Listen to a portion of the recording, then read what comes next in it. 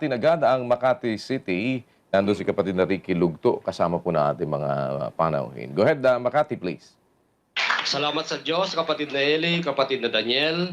Ang magtatanong po rito ay si kapatid na Merlin Datoon, 63 years old, isang Katoliko. Good evening po, brother. May itatanong lang po ako sa inyong reliyon. Dating daan, bakit wala kayong imahin? At kapatid na Merlin, kasi bawal ng Diyos yung mga imahin, kapatid. Bawal sa Biblia yon. Kahit sa Bibliang Katoliko, nakasulat yon, huwag kang gagawa ng mga imahin. Nagtataka lang ako, malakas kasi kita dyan eh. Pag may mga imahin, pwedeng itinda, meron nga namomorsyento pa eh. Bawal ng Diyos yan. Basahin natin ang 5:8 ng Deuteronomio. Huwag mong igagawa ang iyong sarili ng anumang larawang inanyuan na nasa langit sa itaas o nang nasa lupa sa ibaba o nang nasa mga tubig sa ilalim ng lupa. Yan, Bibliang Katoliko yan, kapatid. Huwag mong igagawa ang iyong sarili ng anumang larawang inanyuan, nasa langit o nasa itaas, nasa lupa sa ibaba o nasa tubig sa ilalim ng lupa. Bawal gumawa niyang mga imahin na yan at sasambahin mo, luluhod ka, papanalanginan mo, bawal. Tuloy natin sa 9. Huwag kang magpapatira pa sa kanila, ni sasamba sa kanila, sapagkat ako na Panginoon mong Diyos ay isang Diyos na mapanibughuin. Naninibugo ang Diyos pagka sasamba ka sa larawan o sa mga imahin. Kasi dapat nating sinasamba ang Diyos lang. Sinasabi rin sa Biblia, sinasabi rin sa pasyon. At yung mga kapatid, kung Katoliko ka, dapat alam mo ito. Ang sabi, sulat mong maalaman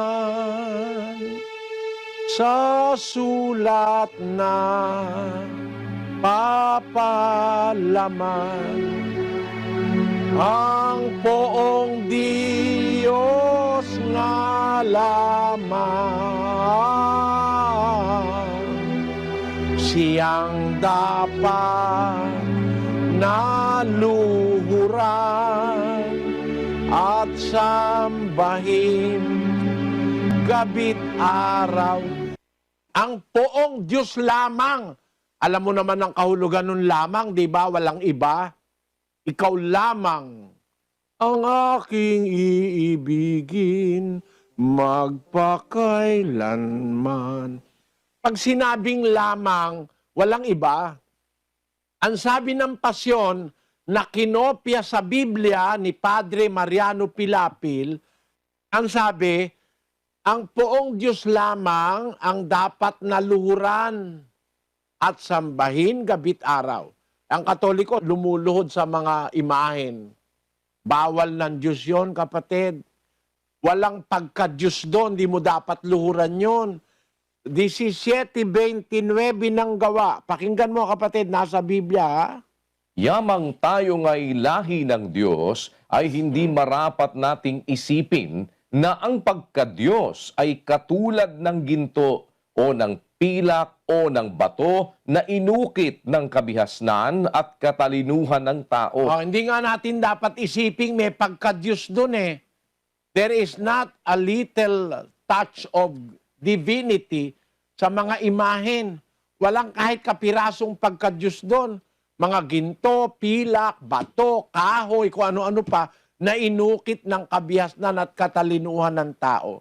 Bawal ng Diyos yan, kapatid na Merlin. Kaya wala kaming imahen. Naintindihan mo po, kapatid na Merlin? Opo.